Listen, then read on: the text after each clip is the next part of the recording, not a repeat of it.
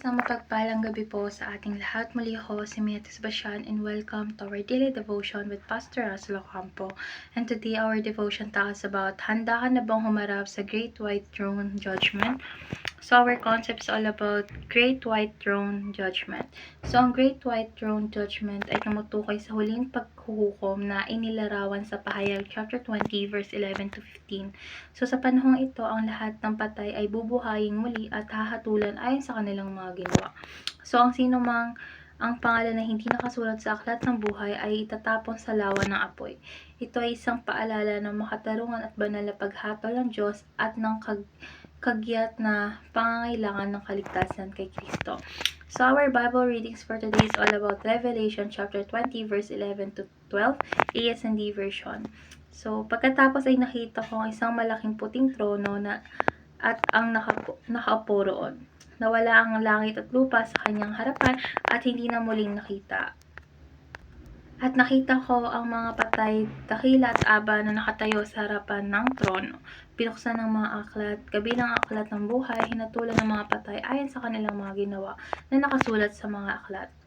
So ngayon dito ako na tayo sa ating teaching. So first teaching is the Great White Throne is the final judgment. So ito na yung huling pagkakataon, walang makakatakas. Haharap tayong lahat sa Diyos upang isulit ang ating buhay. Second is judgment is based on the books of works. So lahat ng gawa ng tao, liham man o lantad ay nakarecord. Ang hustisya ng Diyos ay perpekto, walang labis, walang kulang. Third is salvation is based on the book of life. So ang tanging daan ng ating kaligtasan ay ang pagkakasulat ng ating pangalan sa aklat ng buhay at ito ay posible lamang sa pamamagitan ni Jesus Christ.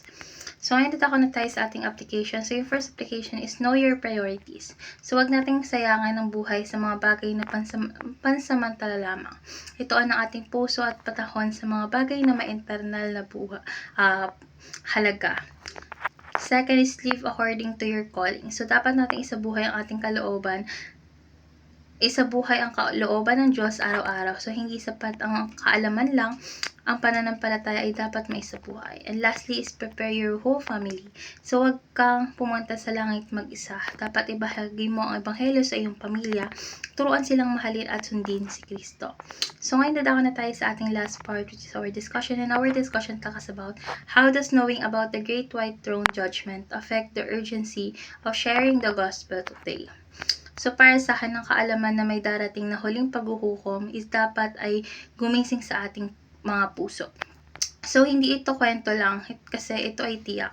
Kung tunay tayong naniniwala na may lake of fire at may aklat ng buhay, hindi natin hahayangan lumipas ng araw na hindi natin ibinabahagi si Jesus Christ. So yung bawat tao ay may walang hanggang destinasyon, kaya't ang bawat sandali ay mahalaga. So let's pray na po. Lord God, maraming salamat po sa iyong katapatan at katarungan. Puspusin mo po kami ng banal na takot upang hindi upang matakot sa iyo, kundi upang maging tapat sa iyo. Lord, kay sulat mo po ang aming pangalan sa aklat ng buhay at gamitin mo po kami upang madala rin po namin ang aming mga pamilya at iba pa sa inyong kaharian. Lord, turuan mo po kami mamuhay na may layunin at may pagkapurahan para sa ebanghelyo. Sa Panginoon Jesus, Amen.